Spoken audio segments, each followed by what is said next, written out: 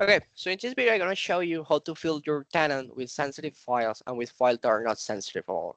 So let me show you. This is the tenant modern work demo. And before running this script, we have 11,000 files. And after running this script, we have almost 300,000 files. Let me show you here. And it's still uploading files. So this number will keep growing because I'm running the program still. So how do you do this? You just open a new window and you search for github.com/Josh Mendes. And then you're gonna go through my repositories here. And here we have file broker releases. I'm gonna leave the link in the description too, so you don't have to go and search for it. Here you go to releases, and in releases you can see the latest version of the program. So you just have to download this exit. Okay, you download this, and I've already downloaded. But once you have it, this little thing will pop up saying that this file is not sure. Just it's pretty sure. Just an exit, and Windows don't like exits at all. So make sure you click on these three dots here, keep, and next to the bottom delete, you're gonna put click on this arrow here and keep anyway, and then you'll have the program. So you're just gonna click on it, and once you click on it, it will show up here. Um, Before running the program, we have to have our tenant ID, our client secret, and our client ID. So let me show you how you can get this information before running the program. So you're just gonna go to entra.microsoft.com.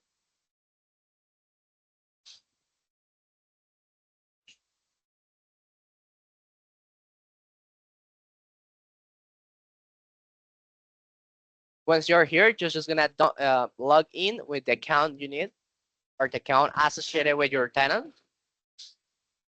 And once you're in the dashboard, you're gonna go to left menu here. It's loading still.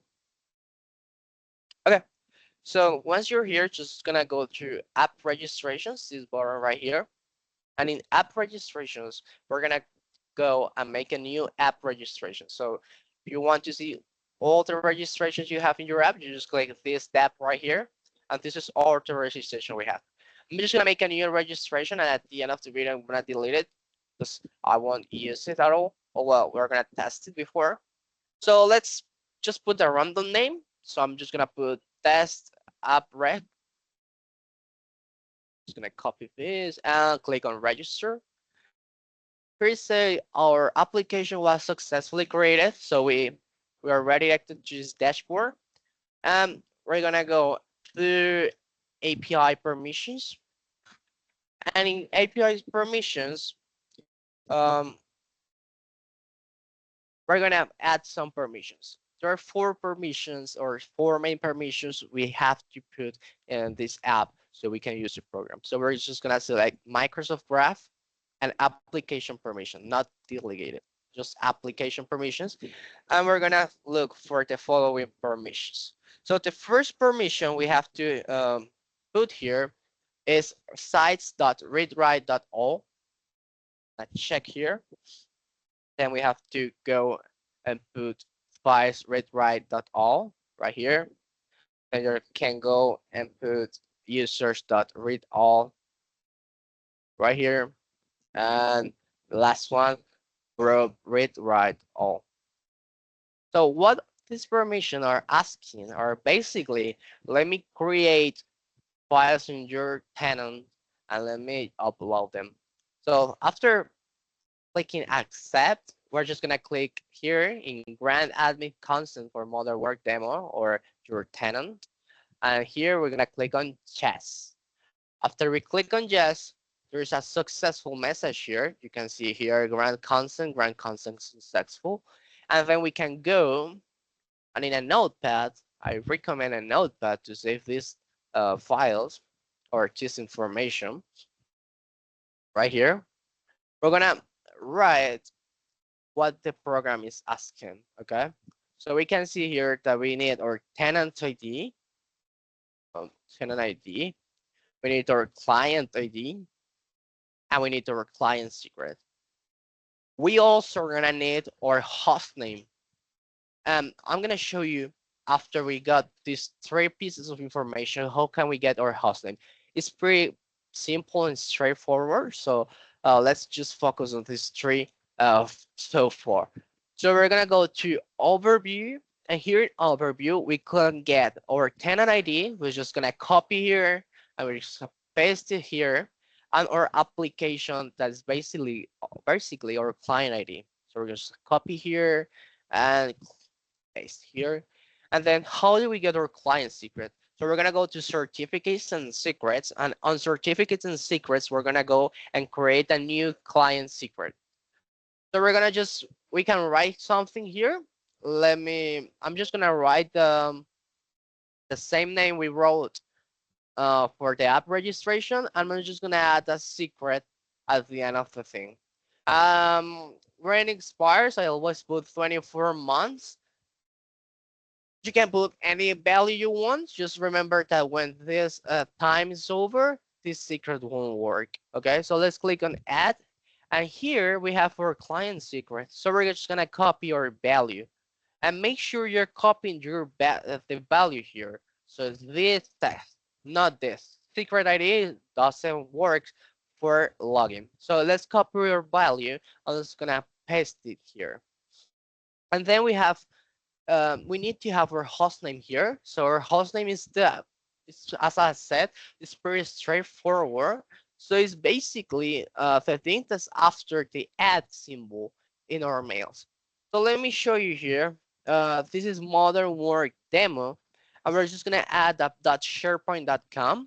So we're gonna just click on enter, and we're gonna make sure this works. So if this works, and this is your tenant name, well, your the piece of text that's after the add name, you're just gonna make sure this works, and just gonna copy and paste here, and just gonna remove all the HTTP symbols. So once we have these four pieces of information, we can go back to our application here, and this is just a copy and paste job. So copy tenant ID, paste tenant ID, copy client ID, paste client ID, copy client secret, and pasting client secret. Then we're gonna go to generation. We're not using the hostname yet, but on the next step, we're gonna use it. And we're gonna say how much files or how many files we want to be uploaded to our tenant. So let me show you here with 1,000 files. This is pretty a little amount of files. Concurrency is basically how many workers you want to start to um, do the job until load them to the tenant. Here, a little disclaimer. If you put a lot of workers, the Microsoft Graph API will get oversaturated and won't work.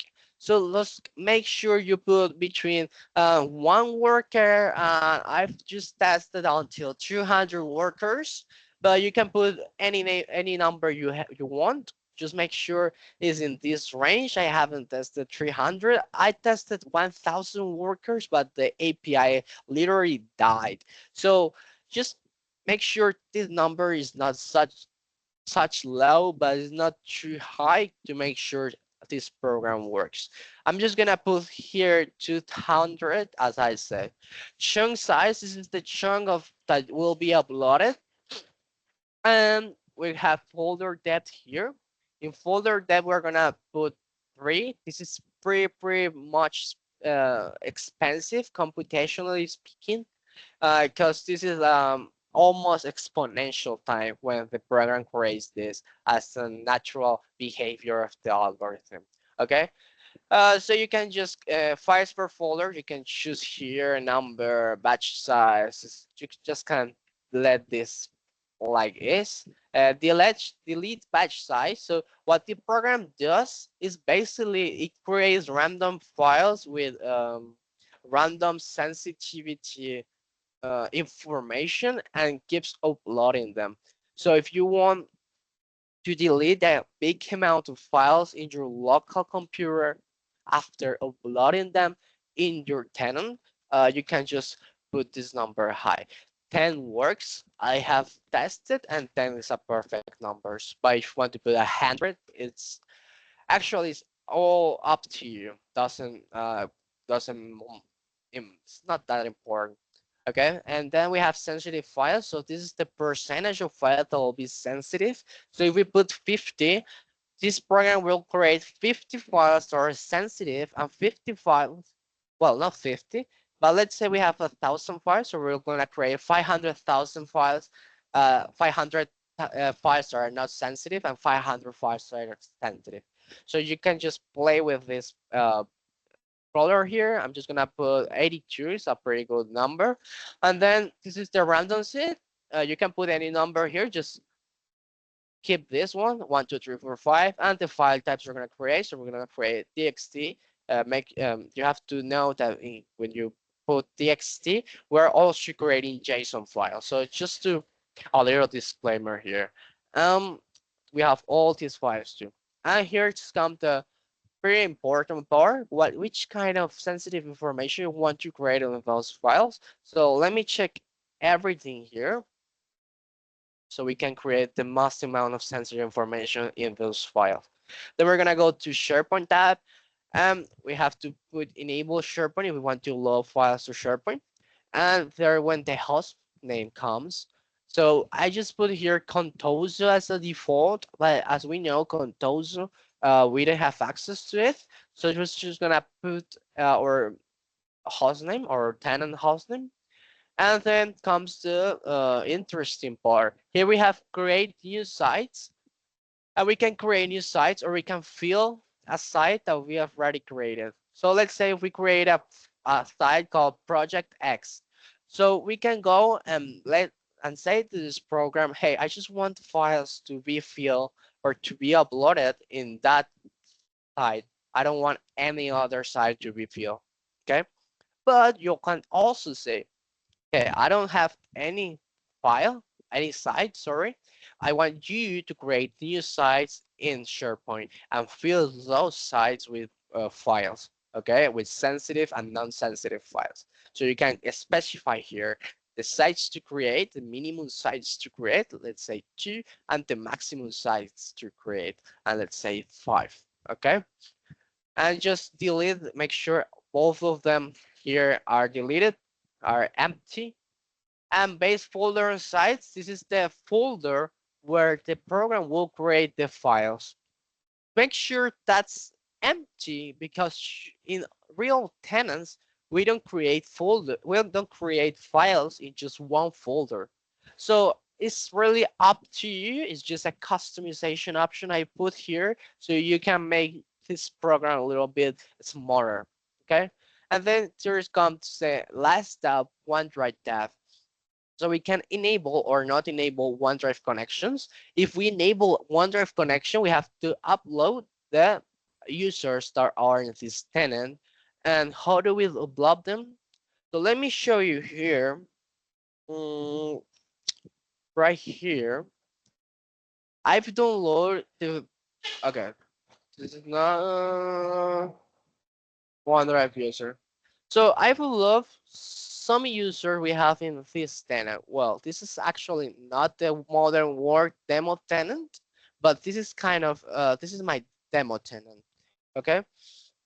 So in this file, we can see that we have these users, and what we're saying basically is that we're gonna upload, okay, I found them. We're gonna upload files in these users.